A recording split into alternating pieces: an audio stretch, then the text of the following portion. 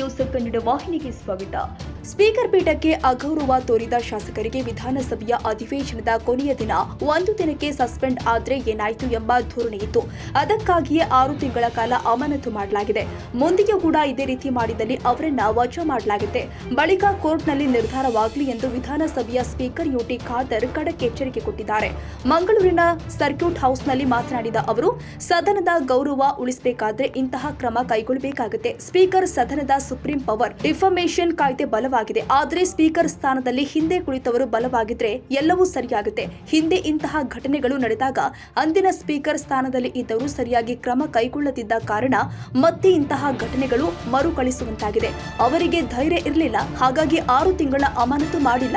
ನನಗೆ ಧೈರ್ಯ ಇದೆ, ನಾನು ಮಾಡಿದ್ದೇನೆ ಎಂದಿದ್ದಾರೆ. ಧನವಿನಿಯೋಗ ಬಿಲ್ ಮಾಡುವ ಸಂದರ್ಭದಲ್ಲಿ ಸ್ವಲ್ಪ ಆ ಒಂದು ಗೊಂದಲ ಮತ್ತು ಆ ಒಂದು ಘಟನೆ ಅತ್ಯಂತ ವಿಷಾದನೀಯ.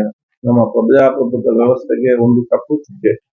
ಅದ ಸಂವಿಧಾನ ಪೀಠದ ಗೌರವ ಉಳಿಸಿಕೊಳ್ಳಿಕ್ಕೆ ಸಭಾಧ್ಯಕ್ಷನಾಗಿದ್ದುಕೊಂಡು ನಮ್ಮ ಮಿತ್ರ ಶಾಸಕರನ್ನ ನಾನು ಇವತ್ತು 6 ತಿಂಗಳವರೆಗೆ ನಾನು ಸಸ್ಪೆಂಡ್ ಮಾಡಬೇಕಾಗಿದೆ. ಕಾರಣ ಈ ಸಸ್ಪೆನ್ಷನ್ ಅದು ಯಾರು ಕೂಡ ಅವ್ರಿಗೆ ಕೊಟ್ಟಂತ ಶಿಕ್ಷೆ ಅಂತ ಭಾವಿಸಿದ್ದು ಬೇಡ. ಅದನ್ನು ತಿದ್ದಿಕೊಂಡು ಅವರು ಉತ್ತಮವಾದ ಜನಪ್ರತಿನಿಧಿ ಆಗಲಿಕ್ಕೆ ಅವರನ್ನು ತಕೊಂಡಂತ ಕ್ರಮ ಅಂತ ಹೇಳಲಿಕ್ಕೆ ಬಯಸ್ತೇನೆ. ನಾವು ಯಾವುದೇ ಒಂದು ಸಸ್ಪೆನ್ಷನ್ ಅಥವಾ ಏನೊಂದು ಕೊಡುದು ಅದು ಶಿಕ್ಷೆ ಅಂತಲ್ಲ. ಅವ್ರು ಇನ್ನಷ್ಟು ಉತ್ತಮವಾದ ಯಾವ ರೀತಿ ಸಂವಿಧಾನ ಇದೆ, ಯಾವ ರೀತಿ ನಮ್ಮ ನಡವಳಿಕೆ ಇರಬೇಕು, ಮತ್ತೆ ಯಾವ ರೀತಿ ನಾವು ಉತ್ತಮವಾದ ಜನಪ್ರತಿನಿಧಿ ಆಗ್ಬೇಕಂತ ಹೇಳಿ ಅರ್ಥಕೊಳ್ಳಲು ಮಾಡಿದಂತ ಕ್ರಮ ಅಂತ ಹೇಳಲಿಕ್ಕೆ ನಾನು ಇವತ್ತು ಬಯಸುತ್ತೇನೆ. ಅವತ್ತು ನಡೆದಂತ ಘಟನೆ ಇಡೀ ರಾಜ್ಯದ ಒಂದು ಜನತೆಗೆ ಅಸಹ್ಯ ಮೂಡಿಸಿದೆ. ಜನಪ್ರತಿನಿಧಿಗಳಲ್ಲಿ ರಾಜ್ಯ ಬರೇ ಕೆಲವು ಮಂದಿಗಳು ಈ ರೀತಿಯ ಒಂದು ಅಸಹ್ಯವಾದ ಆ ಒಂದು ಪರಿಸ್ಥಿತಿ ಕ್ರಿಯೇಟ್ ಮಾಡೋ ಕಾರಣ ಇದು ನೋಡುವವರಿಗೆ ಇಡೀ ನಮ್ಮ ರಾಜ್ಯದ ಘನತೆ ಎಲ್ಲಿಗೆ ಬಂದು ನಿಂತಿದೆ. 6 ಮಂತ್ಸ್ ಯಾಕೆಂತ ಹೇಳಿದ್ರೆ ಹಿಂದೆಲ್ಲವೂ ಕೂಡ ಆ ಅಧಿವೇಶನ ಇರುವ ತನಕ what was the intention? They know finance bill is coming on the last day.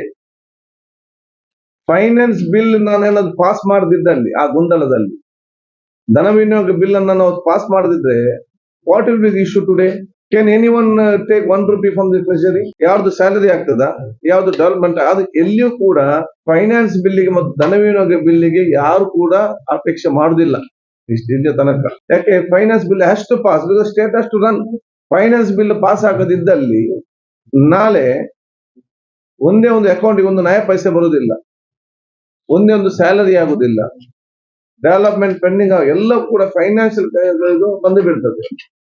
ಮತ್ತು ಬೇರೆ ಬಿಲ್ಲಿನಾಗೆ ಅದನ್ನು ಮುಂದೆ ಅಜೆಂಡ್ ಮಾಡಿ ಮುಂದಕ್ಕಾಗಿ ಮತ್ತೆ ತರಲಿಕ್ಕೆ ಆಗುದಿಲ್ಲ. ಅದೊಮ್ಮೆ ಮುಖ್ಯಮಂತ್ರಿಗಳು ನಾನು ಮಂಡಿಸ್ತೇನೆ ಅಂತ ಹೇಳಿದ ನಂತರ ಅದನ್ನು ನಾನು ಫಿನಿಶ್ ಮಾಡಲೇಬೇಕು. And what is the intention? Last day ನಮ್ಮನ್ನು ಸಸ್ಪೆಂಡ್ ಮಾಡಿದ್ರೆ ಎಷ್ಟಕ್ಕೆ? 21 ದಿವಸಕ್ಕೆ ಮಾತ್ರ ಆಗುದು. ಅದ್ರಲ್ಲಿ ಏನಾಯ್ತು? ಏನಾಗುದಿಲ್ಲ ಅಲ್ಲ. ಅರೆ ಬರೀ ಒಂದು ಅಲ್ಲಿ ತನಕ ಮಾತದೆ ಅಂತ ಹೇಳಿ ನಾವೇನು ಕೂಡ ಮಾಡಿಕೊಂಡು ಹೋಗ್ಲಿಕ್ಕೆ ಆಗ್ತದ? ಅದು ಇಸ್ ಸ್ಪೀಕರ್ ಡಿಸ್ಟ್ರಿಬ್ಯೂಷನ್ ಪವರ್. ಇದರಲ್ಲಿ ಯಾರು ತಪ್ಪು ಮಾಡಿದ್ದಾರೆ ಆ ತಪ್ಪು ಅವರಿಗೆ ಫಸ್ಟ್ ಅರ್ಥ ಆಗ್ಬೇಕು. ತಪ್ಪು ಅರ್ಥ ಆಗ್ಬೇಕಾದ್ರೆ ಕೂತ್ಕೊಂಡು 10 ಸಲ ಅವ್ರು ಮಾಡಿದಂತ ವರ್ತನೆಯನ್ನು ಟಿವಿ ಮುಂದೆ ಕೂತ್ಕೊಂಡು ನೋಡ್ಬೇಕು. ಅವಾಗ ಮಾತು ಅವರಿಗೆ ಅದರ ಅರ್ಥ ಆಗ್ತದೆ. ಈ ರಾಜ್ಯದಲ್ಲಿ ಸದನಕ್ಕಿಂತ ದೊಡ್ಡ ಸಂವಿಧಾನದ ಸಂಸ್ಥೆ ಬೇರೆ ಯಾವುದು ಕೂಡ ಇಲ್ಲ. ಸದನದಲ್ಲಿ ಅಧ್ಯಕ್ಷರ ಪೀಠಕ್ಕಿಂತ ದೊಡ್ಡದು ಯಾವುದು ಕೂಡ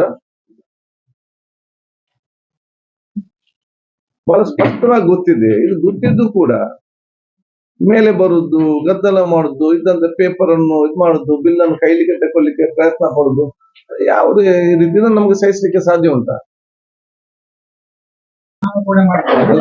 ಅವರು ಮಾಡದಿದ್ದ ಕಾರಣ ಇದೆಲ್ಲ ರಿಪೀಟ್ ಆಗ್ಲಿಕ್ಕೆ ಸಾಧ್ಯ.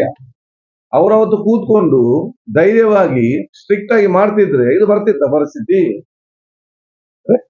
ಈಗ ಇದನ್ನು ಹಿಂದಿನವ್ರು ಮಾಡ್ಲಿಲ್ಲ, ನಾನು ಯಾಕೆ ಮಾಡ್ಬೇಕಂತ ಬಿಟ್ರೆ ನಾಳೆ ಬಂದು ಇವರು ಚೇರಲ್ಲಿ ಕೂತ್ಕೊಳ್ತಾರೆ.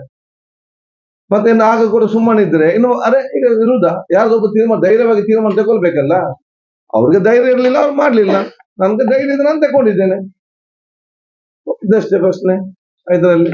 ನೀವು ಆ ಕ್ಷಣದಲ್ಲಿ ನಿಮ್ಮ ಮಾಡುವಾಗ ಆದ್ರೆ ಸ್ಮಾರ್ಟ್ ಇಟ್ಕೊಂಡು ದೂರ ನಾನು ಕೇಳುವಂತದ್ದು ಮಾರ್ಷಲ್ ಯಾಕೆ ದೂಡಬೇಕು, ಇವರಿಗೆ ಗೊತ್ತಿದೆ ಅಲ್ಲಿ ನಾವು ಹೋಗ್ಬಾರ್ದಂತೇಳಿ, ಮತ್ತೆ ಬರ್ಬೇಕಲ್ಲಿ ಒಂದು. ಸೆಕೆಂಡ್, ಇವರು ಮಾರ್ಷಲ್ ಬಂದು ಈ ಕಡೆ ದೂಡುದು, ಅವ್ರು ಆ ಕಡೆ ದೂಡುದು, ಇಲ್ಲಿ ಹೆಚ್ಚು ಕಮ್ಮಿ ನನ್ನ ಬಿಲ್ ಬಾಕಿ ಆಗ್ತದಲ್ಲ. ನನ್ಗೆ ಅಲ್ಲಿ ಅವಾಗ ಏನ್ ಘಟನೆ ನಡೆದಿದೆ ಅದು ಮಾತ್ರ ಇಂಪಾರ್ಟೆಂಟ್ ಅಲ್ಲ, ನನಗೆ ನನ್ನ ಬಿಲ್ ಪಾಸ್ ಆಗ್ಬೇಕು. That was my main aim. ಅದಕ್ಕೆ ಅಷ್ಟು ತಾಳ್ಮೆಯಿಂದ ನಾವು ಇದ್ದದ್ದು, ಏನ್ ಬೇಕಾದ್ರೂ ಮಾಡ್ಲಿ ಅವರಂತೆ, ನಮ್ಮ ಬಿಲ್ ಒಂದು ಪಾಸ್ ಆಗ್ಲಿ. ಬಿಲ್ ಪಾಸ್ ಆದ ನಂತರ ನಾವು ಇದ್ರ ಬಗ್ಗೆ ಚರ್ಚೆ ಮಾಡಿದ್ದೇವೆ, ಅದು ಬಂದ ವಿಚಾರ.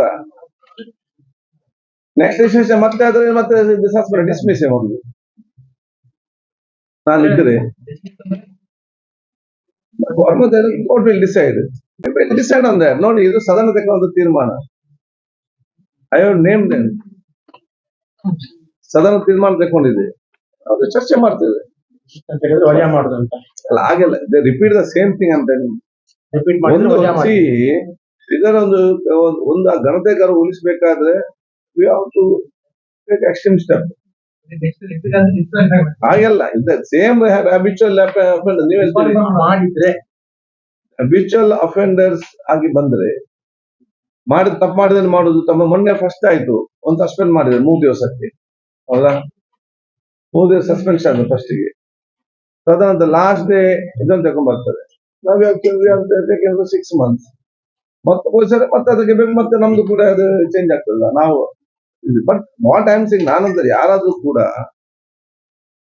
ಇದಕ್ಕೆ ಚೇರಿಗೆ ಅವಮಾನ ಮಾಡುವಾಗ ಅಥವಾ ಅಸೆಂಬ್ಲಿ ಒಂದು ಅಸಹ್ಯವಾದ ಒಂದು ವಾತಾವರಣ ನಿರ್ಮಾಣ ಮಾಡುವಾಗ, ಇವರು ಕೆಲವೇ ಜನ ಅದರಲ್ಲಿ ಮಾಡಿರ್ಬಹುದು, ಆದ್ರೆ ಬೇರೆ ರಾಜ್ಯದಲ್ಲಿ ಮತ್ತು ಬೇರೆ ದೇಶ ನೋಡುವಾಗ ಇಡೀ ಕರ್ನಾಟಕ ರಾಜ್ಯ ಜನತೆಗೆ ಕಪ್ಪು ಚುಕ್ಕಿ ಆಗಿದೆ.